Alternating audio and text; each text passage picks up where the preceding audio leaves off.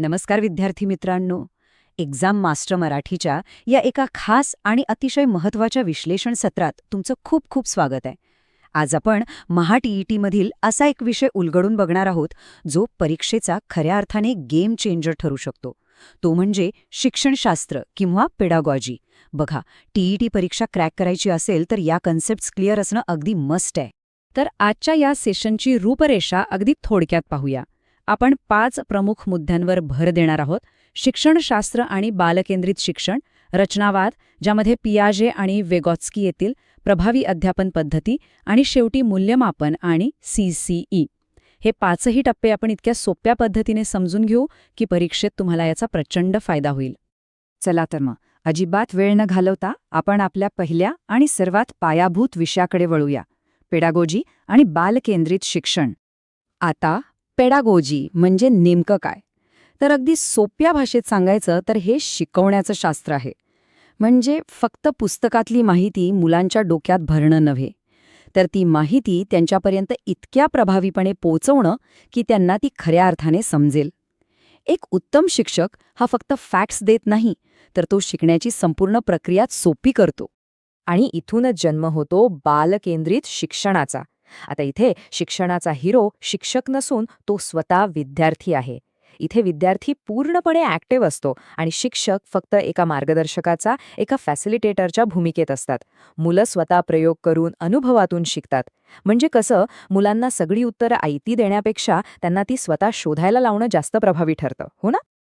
बरं, आता आपण वळूया मानसशास्त्रातील दुसऱ्या एका अत्यंत महत्त्वाच्या सिद्धांताकडे, तो म्हणजे रचनावाद. आता हा रचनावाद किंवा कन्स्ट्रक्टिव्हिझम नेमका काय सांगतो? तर मुलं कधीच तयार ज्ञान जसंच्या तसं घेत नाहीत. ती स्वतःच्या ज्ञानाची रचना स्वतः करतात. त्यांच्या आधीच्या अनुभवांना ते नवीन माहितीसोबत जोडतात, जसं की एका मोठ्या कोड्याचे तुकडे जोडणे.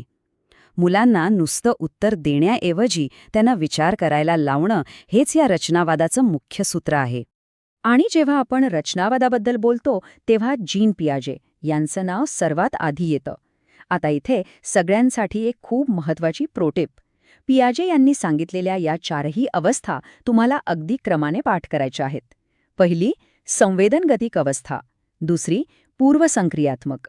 तिसरी, मूर्त संक्रियात्मक. आणि चौथी, औपचारिक संक्रियात्मक अवस्था.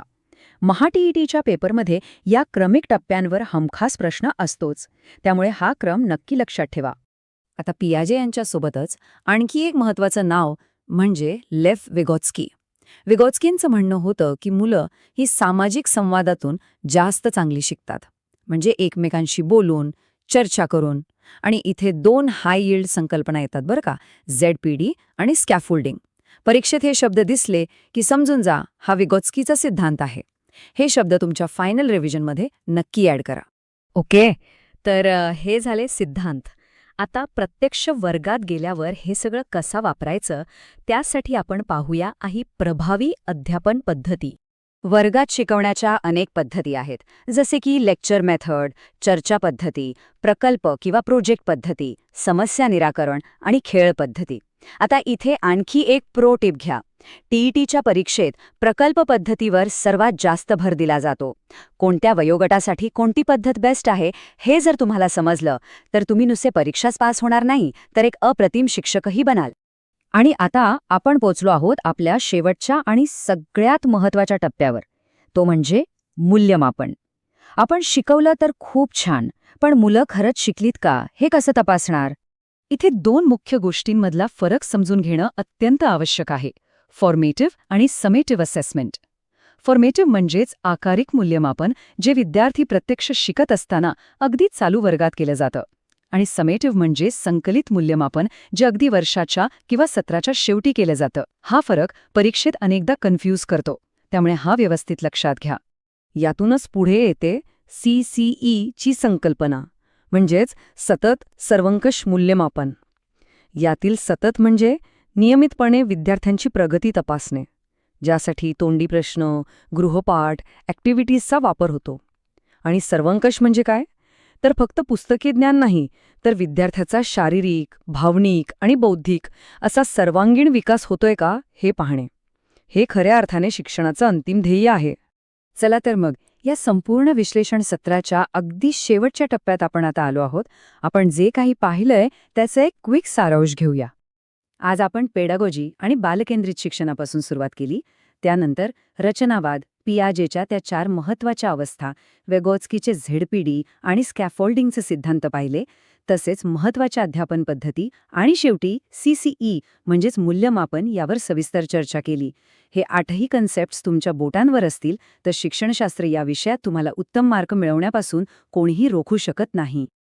आता जाता जाता तुमच्यासाठी एक विचार करायला लावणारा प्रश्न. तुम्ही जेव्हा प्रत्यक्षात शिक्षक म्हणून वर्गात जाल तेव्हा विद्यार्थ्यांना मदत करण्यासाठी विगोत्स्कीच्या त्या स्कॅफोल्डिंग टेक्निकचा वापर तुम्ही नेमका कसा कराल यावर नक्की विचार करा आणि उत्तर स्वतः शोधण्याचा प्रयत्न करा. मित्रांनो, आजचं हे एक्झाम मास्टर मराठीचं विश्लेषण सत्र जर तुम्हाला खऱ्या अर्थाने उपयुक्त वाटलं असेल तर नक्की लाईक आणि शेअर करा. आणि हो, चॅनलला सबस्क्राईब करायला विसरू नका, कारण महाटीईटीची अशीच दर्जेदार आणि महत्त्वाची माहिती आपण इथून पुढेही घेऊन येणार आहोत. चला तर मग पुन्हा भेटूया अशाच एका जबरदस्त विश्लेषणासह. तोपर्यंत अभ्यासासाठी ऑल द बेस्ट.